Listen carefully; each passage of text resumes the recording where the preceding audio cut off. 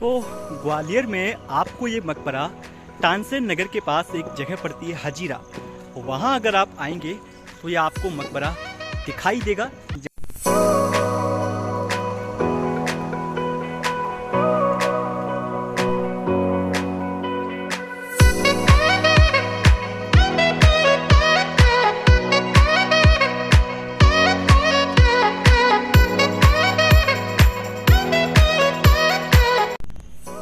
Hello guys, इस वक्त हम पहुंच चुके हैं तानसेन का मकबरा और इसी के पास में है गौस मोहम्मद का मकबरा, जिसे बताया जाता है कि ये 16वीं सदी का मकबरा है। दरअसल गौस मोहम्मद एक अफगानी पठान थे। अकबर के दरबार में जब वो आए थे तो अकबर के वो गुरु बन गए थे और ऐसा कहा जाता है कि वो तानसेन के भी गुरु थे। और इसी को देखते हुए वो इनके इतने प्रशंसक थे, वो इनके, क्योंकि यहाँ पर कई सारे लोग आते हैं गौस मोहम्मद पे, आज भी मन्नत होती है पूरी। उनकी अंदर मज़ार है, जहाँ मैं अभी गया था, वहाँ पर लोग चादर चढ़ा के मन्नत मांगते हैं और अपनी श्रद्धा अनुसार जो भी चढ़ावा चढ़ता है वो चढ़ा कर जाती हैं। तो इसी को देखते हुए ये आप मेरे सामने देख रहे हैं ये पूरा गौस मोहम्मद का मकबरा है, जिसे अकबर ने 16वीं सदी में बनवाया था। और अगर हम यहाँ पर देखेंगे तो कई सारे और भी मज़ार हैं। ऐसा लगता है कि बाद में कई और लोगों की मज़ारें भी यहाँ पर बनाई गई थी। यहाँ पर अगर देखेंगे आप तो लाइन से कई सारी मज़ारें यहाँ पर दिखाई देती हैं। और बहुत ही शानदार ये टॉम जो हमें तानसेन और गौस मोहम्मद का दिखाई दे रहा है, क्योंकि यहाँ पर हम देख रहे हैं कई सारी छतरियाँ भी बनी हुई हैं जो हिंदू राजा महाराजाओं में भी बनाई जाती है। और हम लाइन से देखेंगे तो यहाँ पर ऐसा लगता है कि बाद में जितने भी बादशाह आए होंगे या उनके जितने भी दरबारी गए होंगे, उन सभी की मज़ारें यहीं पर बनाई गई हैं। और हम सीधे आगे चलते हैं। यहाँ पर हमें पूरे परिसर में अलग अलग तरह की छतरियाँ भी दिखाई दे रही हैं। आगे तानसेन का टॉम्ब है जो अकबर के 9 रत्नों में शामिल थे, उनको भी दफनाया गया था। ग्वालियर उन्हीं की नगरी है। या आप मेरे पीछे देख रहे हैं पूरा गौस मोहम्मद का मकबरा। हम सीधे चलते हैं।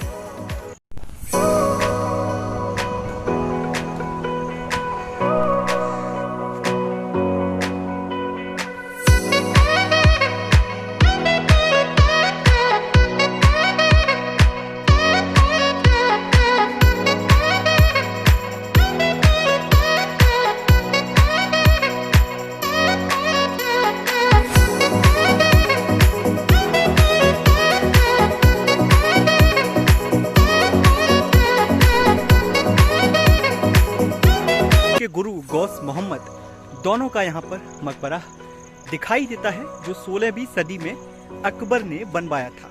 आपको बता दें कि अकबर आगरा का सम्राट था। आगरा में उसने शासन किया था, दिल्ली में भी किया था, लेकिन आगरा उसकी राजधानी रही थी। और आगरा के ही पास पड़ता है, लगभग 125 किलोमीटर की दूर पर है ग्वालियर। तो ग्वालियर भी आगरा की ही तरह ऐतिहासिक रूप से बहुत अहम है।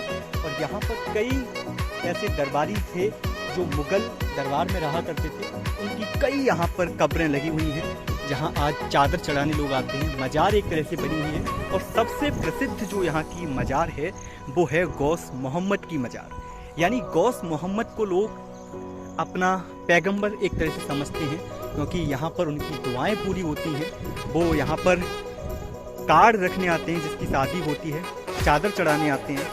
यहाँ पर मुझे अभी अंदर मौलवी ने बताया था, क्योंकि मैं अंदर गया था। ये देखिए सामने जो हमारा मकबरा दिख रहा है वो सीधे गौस मोहम्मद का मकबरा है, जहाँ पर अंदर उनकी मज़ार है, जहाँ पर कई सारे लोग आकर चादर चढ़ाते हैं और मन्नतें मांगते हैं।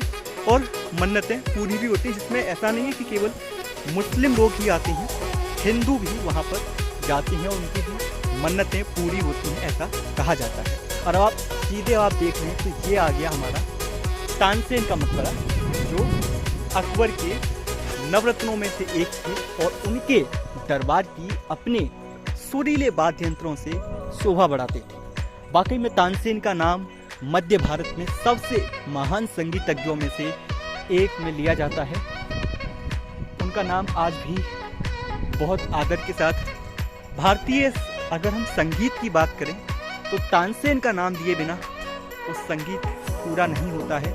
जब भी यहाँ पर अगर हम देखेंगे तो अगस्त और सितंबर के महीने नहीं, नवंबर और दिसंबर के महीने में यहाँ पर म्यूजिक फेस्टिवल चलता है ग्वालियर में। इसी परिसर में भी कई देश भर के तमाम म्यूजिशियंस आते हैं यहाँ पर, और यहाँ पर अपनी एक भारतीय संस्कृति जो हिंदुस्तानी संस्कृति है वहाँ पर अलग अलग तरह के संगीत गाए जाते हैं। और अगर आप यहाँ से सीधे देखेंगे तो जिस तरह से मैंने अपने पहले ब्लॉग में आपको बताया था, ग्वालियर का किला मैंने आपको दिखाया था, यहाँ से लगभग 1 किलोमीटर की दूरी पर आपको ग्वालियर का किला भी दिख जाएगा।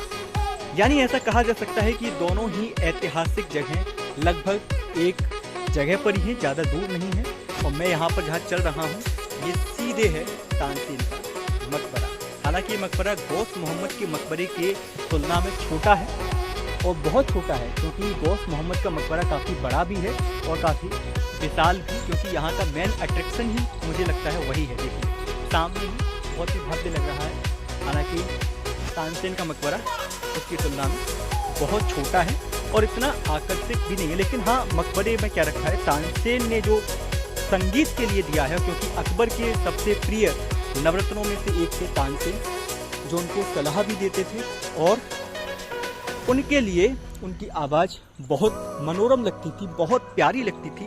इसीलिए तानसेन को उन्होंने अपने नवरत्नों में शामिल किया था। और ऐसा कहा जाता है कि तानसेन को उन्हीं के गुरु के पास यानी मोहम्मद गौस के पास उन्हें दफना दिया गया था, जो हमारी एक सूफी परंपरा है, क्योंकि गौस मोहम्मद बाद में सूफी संत बन गए थे, क्योंकि और उन्होंने भारतीय संस्कृति को जाना पहचाना। और यही एक कारण था कि तानसेन की सूफी परंपरा में सूफी जो कल्चर था, क्योंकि हिंदुस्तान में जब सूफी संत आए थे तो इस्लाम को एक नया रूप मिला था, यानी जो कट्टरपंथ था उसमें थोड़ा नरमपन आया। और हमने इतिहास को समझा, भारत की जो सभ्यता थी, भारत की संस्कृति को वो कुछ हद तक साथ लेकर चले थे, जो एक सूफी परंपरा से बनती चली गई। अगर हम रामधारी सिंह दिनकर को पढ़ेंगे, उनकी जो किताब है संस्कृति के 4 अध्याय, उसमें भी इसका जिक्र हमको मिलता है। तो आपने देखा कि दोनों ही टॉम आसपास पड़े हैं और पीछे आप देख ही रहे हैं मेरे, ये है गौस मोहम्मद का मकबरा। तो यहाँ पर मेन अट्रैक्शन यही है, गौस मोहम्मद का मकबरा, जो मज़ार में तब्दील है। यहाँ पर मुस्लिम हिंदू सभी श्रद्धालु आते हैं और वहाँ पर चादर चढ़ाकर मन्नत मांगते हैं। और यहाँ पर ज़्यादा कुछ देखने के लिए है नहीं। सामने भी कई सारे, अगर हम देखेंगे पूरे परिसर में, तो कई लोगों की कब्रें हैं यहाँ पर।